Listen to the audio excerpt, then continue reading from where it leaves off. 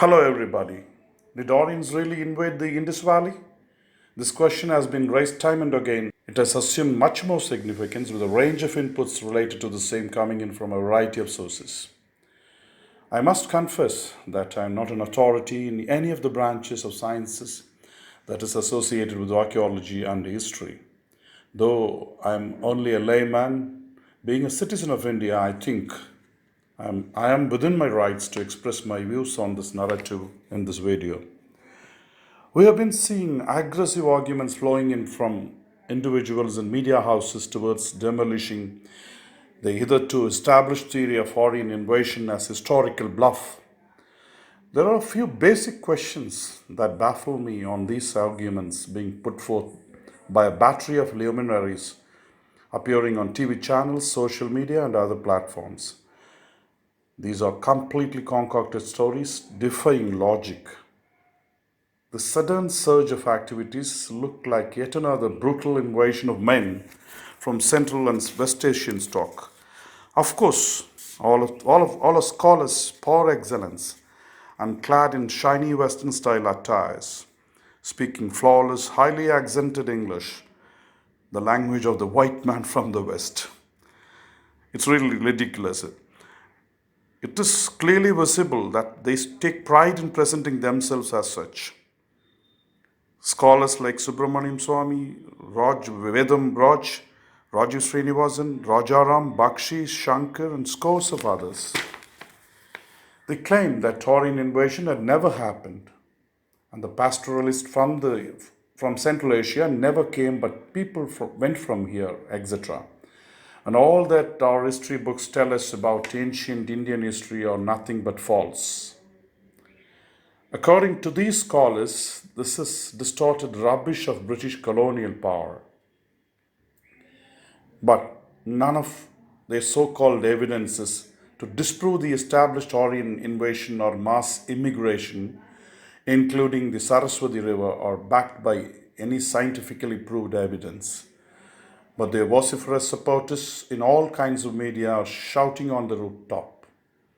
They claim that no one took the route of Khyber and Bolan passes to reach the Indus Valley, the then citadel of civilization of dark-skinned Proto-Tamil speaking so-called Dravidians. One of the evidences that they bring in support of the refutation of Aryan invasion theory is the result of recent scientific lab analysis on the skeletal remains of a lady who lived in Rakigari, a Harappan archaeological site in Haryana. They say that the skeleton found at Rakigari has at last come to prove their point. But no white-skinned man came from Central Asia, steppe, or etc., neither invaded nor immigrated, is their claim. But the DNA study results are completely in contradiction to their claims. The lab analysis is headed by David Rigg of Harvard University and the renowned Indian scholar Shinde. And according to the anti-Aryan invasion scholars themselves, both are unquestionable authorities on studies of archaeological excavations.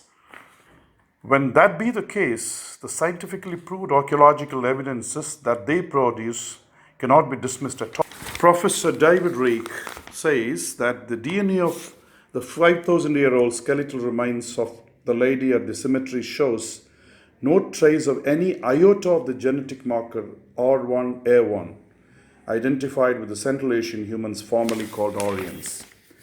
The path-breaking finding, according to him, is in this study is that ASI is the only type of DNA that is found among original inhabitants of the northern part of the present India, and no trace of the marcus R1A1 of the Aryan or white Caucasian stock of the Central Asian region found in this at all. According to Professor David, in another DNA study carried out in a burial site in Iran, 12 skeletal remains were found to be having the same DNA markers called AASI, also called Andaman Islanders, as that of the skeleton found at Rakigari.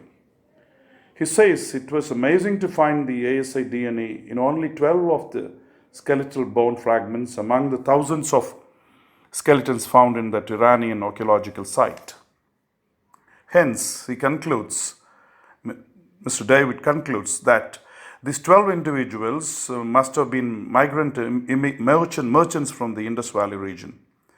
Merchants, take note of it. Here we should know such DNA attempts couldn't succeed hitherto due to the tropical conditions in India, in most parts of India, whereas temporal climate in parts of Iran ensures preservation of genome of bones. And this groundbreaking scientifically proved evidence has provided answer to the debunkers of Aryan invasion theory. That's why our friends, the above mentioned scholars, should answer the following. Why the South Indians are predominantly dark in skin color, while the North Indians are predominantly having whiter skin. This is because they carry the AASI DNA, the South Indians, unlike the North Indians, whose DNA is purely R1A1, the Aryan gene. Of course, some mixing had taken place after the Indus Valley communities were driven away from their land of high urban civilization. These pseudo scholars say that there was no Aryan migration from the steppe or the Central Asian region, but it was only from India to the Central Asia and the entire Europe.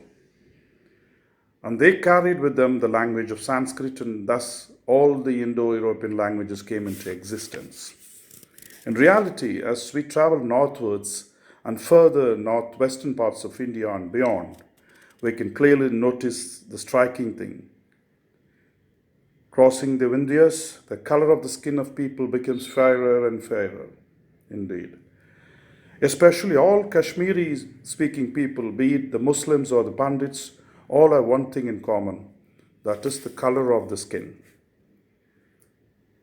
Can vast majority of the people living in the deep south of India, such as Tamil Nadu, be compared in physical appearance with their Kashmiri counterparts? No, not at all. They are generally dark in complexion, and the language they speak is completely alien to each other. Of course, post-Indus Valley civilization, the heavy mix of Sanskrit with Proto-Tamil had given birth to other languages such as Telugu, Kannada, Malayalam, and now spoken in South India. One more major point that clearly says without any doubt that Aryans invaded into the northwestern region, driving the dark-skinned Proto-Tamils southwards and some to the east. The latter were named by historians as Dravidians. Another important point is that the caste system that determinates human right from birth by the code written by the great man who laid down the codes of conduct for the Vedic Hindus. This Varna system is not found anywhere in the world. Had the white-skinned Aryans traveled from here, at least something about caste must have been found as historical remnant in the Western Hemisphere. Here we should also note that in 99% of the dark-skinned and some even with mixed skin colored Indians are considered as lower caste Sudras, while the fair-skinned majority belong to the class of Brahmins. This is more evident in South India than in the north.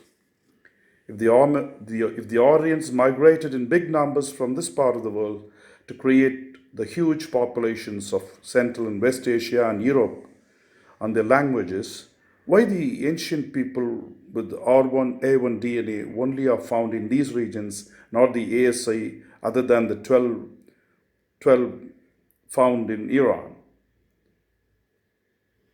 which was found in the lab studies of Dr. David-led team. And similarly, why dark-skinned AASI people are found in heavy concentration in South India? There is yet another fact that disproves the outward Aryan theory of these self-styled scholars. That is, the isolated existence of Proto-Tamil language of Brahui speaking people in parts of Baluchistan and Pakistan. While the majority fled southwards unto the parts of east, a small community appears to have fled to the northwestern region to live with their language and being in no way related to their surroundings. Of course, these are only a few facts that have been discussed, and there are many more that clearly show that a massive attempt is being made by the forces that try to distort the well established and unbiased history of ancient India. They make use of the highly conducive political climate prevailing now in our country, these pseudo scholars. The scientific results on the artifacts found in Kiradi excavations in Tamil Nadu is yet another point to disprove their claims. More so, the possible relationship in the scripts of Indus Valley civilization and that of Kiradi is amazing indeed. That tells much more about the whole thing. We can keep quoting many more logical and scientifically proved facts of history to dismiss the claims of vested interests, but for want of time, I need to wind up for now.